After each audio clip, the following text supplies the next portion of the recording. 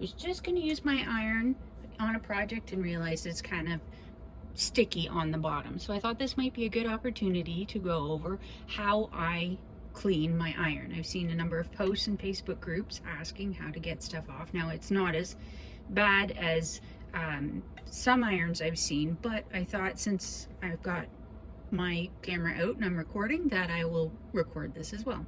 So this is how I get the starch and stuff off of my iron. My iron is on, it's hot, it's on the cotton setting, which is what I usually have it on.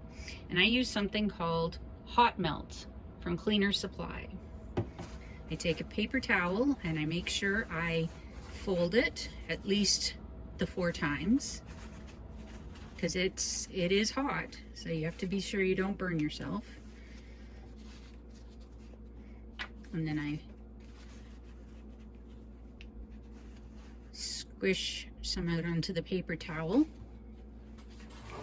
and then holding it with one hand, I push the other one onto the bottom of the iron and move it around. Keep moving it around because you don't want to get too hot in one place. Go around the sides and the bottom and just keep rubbing until it comes clean. You can see the dirt coming off.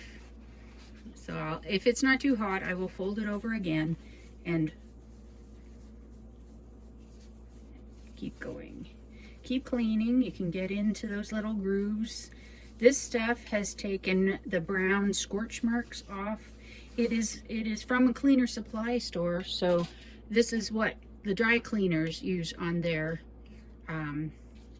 irons and such that have starch from their starch sprays and scorch marks. So that is how I get my bottom of my iron all clean.